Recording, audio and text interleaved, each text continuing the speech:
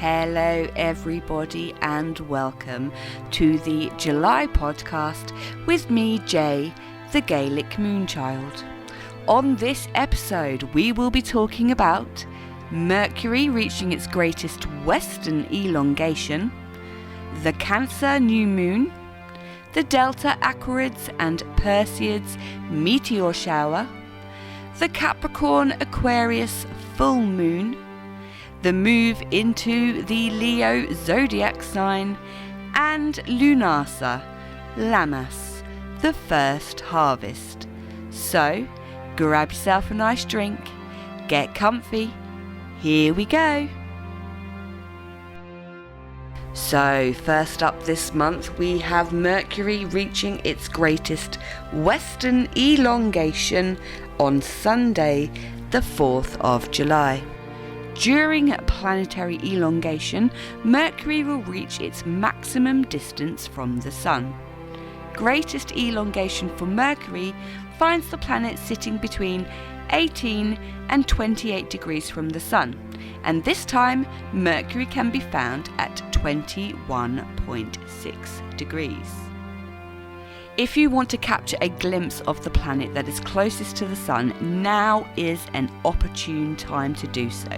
Head outside just before sunrise and look low in the eastern sky. If you need some help locating the planet, you can download the amazing Skyview app on your smart device. Next up, on Saturday the 10th of July, we have a new moon under Cancer. It's expected to arise at around 4:52 a.m. and will set around 10:02 p.m. It's due to reach 0% at around 2:16 a.m. The moon will be void, of course, from 5:10 p.m. as it leaves Cancer until it arrives in Leo at 1:20 a.m. As always, the new moon is all about rebirth, new beginnings, and planting those seeds. You can harness the rejuvenated energies to aid you in beauty, self-improvement, health, love and romance. And as this is a Saturday new moon, you can also take the opportunity to undertake workings in transformation, renewal, change, limitations, holding, binding and blocking. Now I'm going to share with you a beautiful new moon affirmation from Yasmin Boland's Moonology Diary for 2021. It is: my loved ones and I are safe, and for that I'm grateful. So, as I do every month, I'm going to share a wonderful new moon invocation from the Moon Tarot. I invoke the spirit within me to rise from the cavern of my heart. I allow the emotions that move me to ebb and flow with the pulsing tide. I cradle and nurture my body, allowing it to heal on its own. I balance the feminine and masculine that tug and pull within and without. I express my authenticity freely in truth. I am valid in all I feel. So, on Monday the 12th of July, the Delta Aphids meteor shower will begin. This shower is made up of debris left behind by the comets Cracked and Marsden. It's due to peak on the night of the 28th and in the early morning of the 29th of July. This is an annual shower and will be lighting up the skies until the 23rd of August. The meteors will radiate from the Aquarius constellation, but can pop up anywhere in the sky. If you want to have a look at some meteors, your best bet is to head out to a dark location with a blanket and lay flat on the ground looking directly up at the sky. with a 78% waning gibbous moon rising at 11:37 p.m. on the night the shower is due to peak. Unfortunately, the light will block out the majority of the faintest meteors, but if you are patient, it is possible to spot some of the brightest. Then 5 days later, on Saturday the 17th of July, the Perseids meteor shower will also begin. Again, this is an annual shower that will continue until August the 24th. The Perseids is made up from particles of the 1862 Swift-Tuttle comet. The meteors will radiate from the Perseus constellation but can appear anywhere in the sky. This year it's due to peak on the 12th and the 13th of August. The Perseids is well known for its beautifully bright meteors, and at its peak it can produce up to 60 meteors per hour. On Friday the 23rd of July, we will move into the Leo zodiac sign until August the 22nd. Leo is ruled by the sun, and it's thought that those born under the sign have a great personality, are courageous, are able to express themselves, are proud, and sometimes can have a little bit of an ego. Leo is symbolised by the lion and corresponds with the fire element, making those born under this sign the kings and queens of the celestial jungle. Then on Saturday the 24th of July, we will have a glorious full buck moon under Aquarius. The moon will be void, of course, from 5:34 p.m. as it leaves Capricorn until it enters Aquarius at 1:12 a.m. on the 24th. It's expected to arise at around 9:16 p.m. on the 23rd and will set the following morning at 5:04 a.m. It's due to reach 100% at 3:21 a.m. The full moon is a perfect time to get those tools and crystals charged up. You could also make yourself some moon water. You can visit our Book of Shadows page on the website. I will pop a link in the description, and there is a super simple way to make moon water on there. Remember though that even if you do have complete cloud cover, you can still harness all of that wonderful full moon energy. Full moon is all about releasing all that you no longer need to hold on to, and for harvesting the rewards of your efforts. I'm now going to share a full moon invocation from the Moon Tarot. It is: I invoke the spirit within me to uncover all that I am in this life. I calm the cycling thoughts in my mind and trust in the release of my stress. I allow patience to ground me as my roots travel deeper within.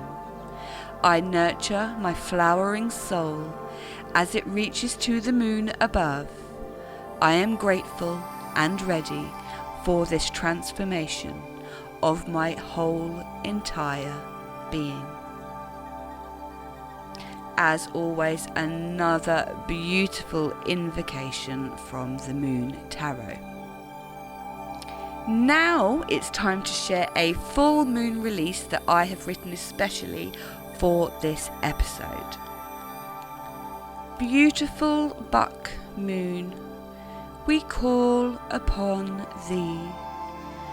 Fill us with strength so we can clearly see. Bless us with light and abundance too, as we release all the old to make room for the new. We honour and thank you on this July night for your continued blessings and divine light.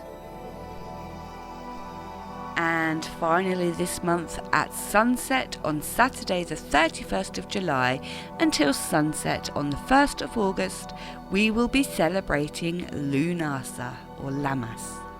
This festival signifies the start of the harvest season. It's a time to gather to give thanks for the abundance of grain that is now being harvested.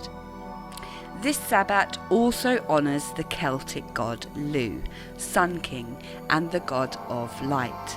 I don't want to go into too much detail about Lu, as I plan to dedicate the August mid-month podcast solely to him, as he is the deity that I follow and honour.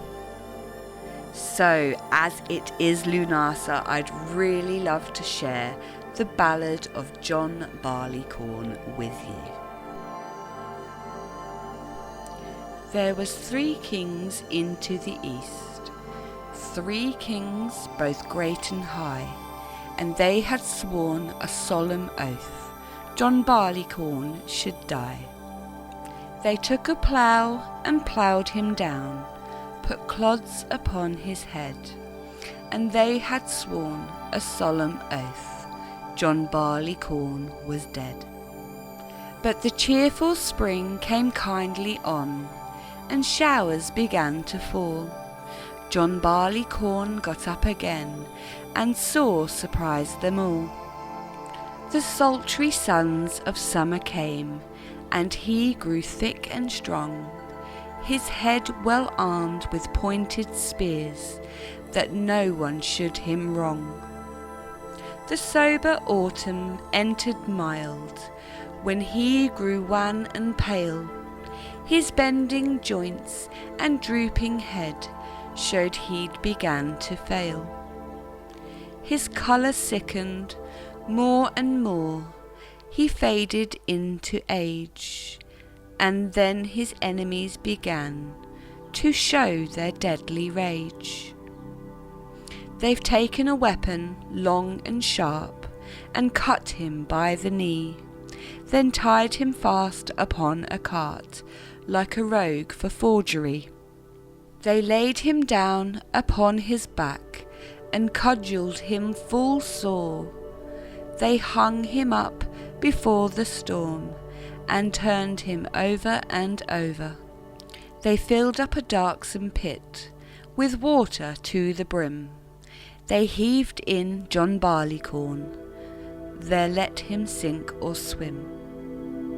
They laid him out upon the floor, to work him farther woe, and still as signs of life appeared, they tossed him to and fro. They wasted over a scorching flame the marrow of his bones, but a miller used him worst of all, for he crushed him between 2 stones. And they have taken his very heart's blood, and drank it round and round, and still the more and more they drank, their joy did more abound. John Barleycorn was a hero bold, of noble enterprise, for if you do but taste his blood, 'twill make your courage rise. 'Twill make a man forget his woe, 'twill heighten all his joy, 'twill make the widow's heart to sing, though the tear were in her eye.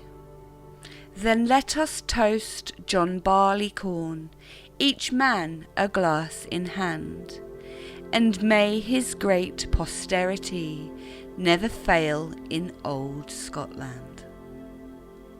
And that was the Ballad of John Barleycorn, written in 1782 by Robert Burns.